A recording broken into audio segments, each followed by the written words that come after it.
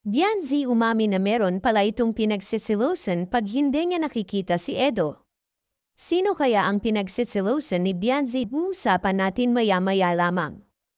Pakiusap patapusin ang video para malaman ang nilalaman nito at kung bago ka pa lang sa aking YouTube channel paki-subscribe para lagi kang updated sa video ng mga kalingap. Bago ang lahat grabe mga kalingap dito nga ay inamin na ni Bianzi na talagang nagsesilos daw siya tuwing umaalis si Edo para mag-scout. Kahit na naririnig siya ng mga magulang niya ay sinabi niya ito ng harap-harapan. Sobrang nga ang pamamawis ni Bianzi habang inaamin ang bagay na ito. Kaya pala lagi na ito kasama ni Edo sa pag-scout dahil ito pala ang dahilan ng palaging pagsesilos ni Bianzi. Kaya pala talagang ipinagpaalam ni Edo si Bianzi kay Kalingap Rab na isasama niya na ito sa kanyang pag-scout. Dahil syempre ayaw naman ni Edo na nag-aaway sila dahil lang sa pagsesilos ni Bianzi.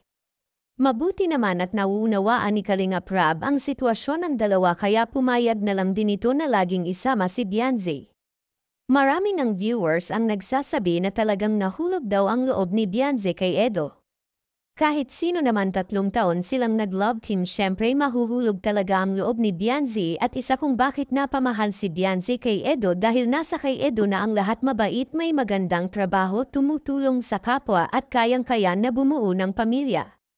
At maswerte din naman si Edo kay Bianzi dahil napakasimple lang nito at hindi maarte sa katawan. Mabait na bata at masunurin sa magulang kaya pinagpupala itong si Bianzi dahil sobra talaga ang kabaitan nito. Kahit nga si Kalingap Rab ay butong-buto kay Bianzi kaya hindi ito tutol sa relasyon nilang dalawa. Basta ang gusto ni Kalingap Rab ay magtapos muna si Bianzi ng kolehiyo, maganda raw kasi kung magtapos muna para daw meron kang ipagmalaki habang buhay. Kahit si Edo ay gusto rin magtapos muna ito sa pag-aaral.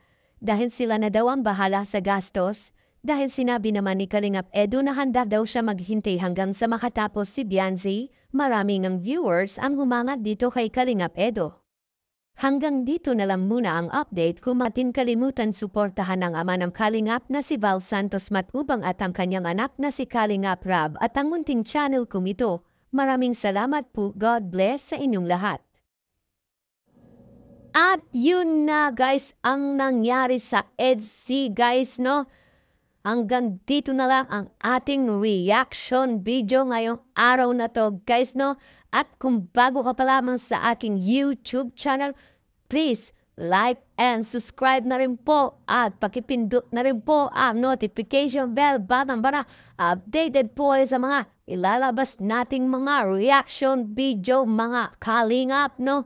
At suportaan po natin ang buong kalingap na si Kuya Val Santos Matubang, Ate Ana Vlogs, Kalingap Rab, at buong Kalingap team at mga Kalingap Reactor guys no. Hanggang dito na lang ang ating reaction video. Maraming salamat sa panonood. Stay tuned lagi at maraming salamat. I love you all. Mwah mwah. Chup chum. Bye bye.